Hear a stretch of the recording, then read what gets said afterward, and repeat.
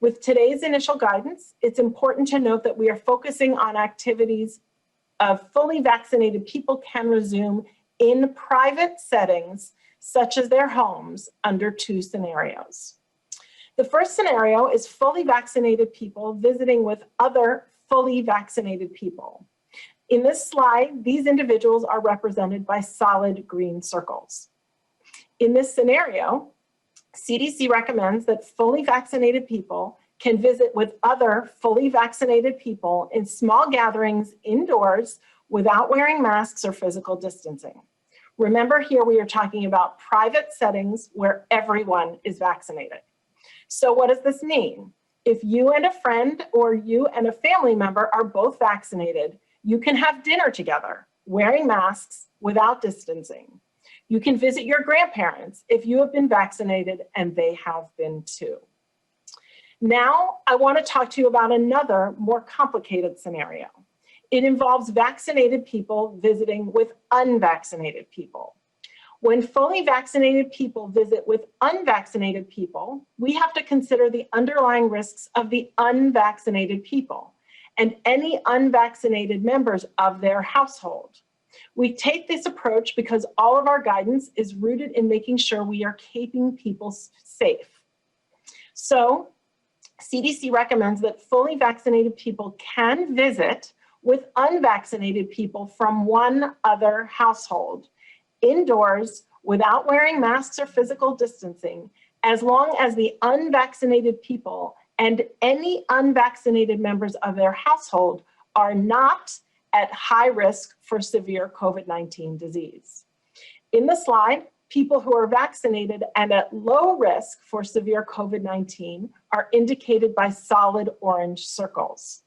This means that none of the unvaccinated people or any unvaccinated members of their households, for example, are an adult over age 65 or have an underlying condition such as cancer, heart disease, or diabetes that could increase their risk of COVID-19 related hospitalization or death. Here's an example. If grandparents have been vaccinated, they can visit their daughter and her family even if they have not been vaccinated, so long as the daughter and her family are not at risk for severe disease. They are solid orange circles. Second, if an unvaccinated individual or any unvaccinated member of their household are at high risk for severe disease, shown here by hollow orange circles, everyone, regardless of vaccination status, should still wear a mask and physically distance and choose to meet outdoors or in a well-ventilated space. This is recommended to keep the individuals at high risk who are unvaccinated safe. Similarly, when fully vaccinated people are visiting with unvaccinated people from multiple households, everyone should wear masks and physically distance and meet outdoors in a well-ventilated space. Moving on to quarantine, away from visiting. In addition to these new recommendations on visitation in private settings, CDC's new guidance also recommends that fully vaccinated people do not need quarantine or get tested following a known exposure to someone with COVID-19 as long as they are asymptomatic. At this time, the CDC is not adjusting current guidance on travel.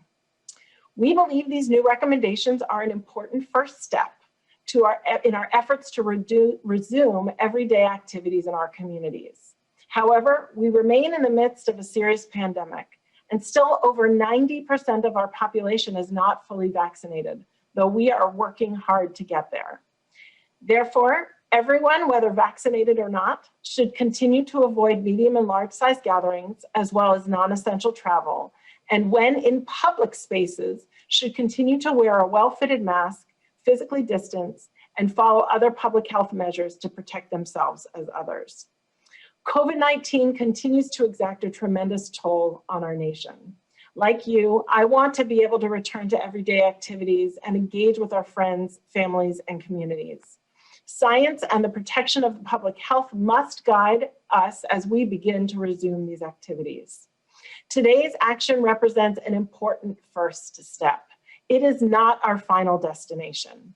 Hey guys, did you know we have a podcast called WJ Live? The Western Journal's mission is to equip readers with the truth, and that's the same mission we have on WJ Live. You'll hear from writers, editors, and special guests on the most important topics of the day. You can watch us every day at 5 p.m. Eastern, 2 p.m. Pacific on youtube.com/WJ Live. While you're there, help us out by subscribing and hitting the bell so you don't miss any future episodes. See you there.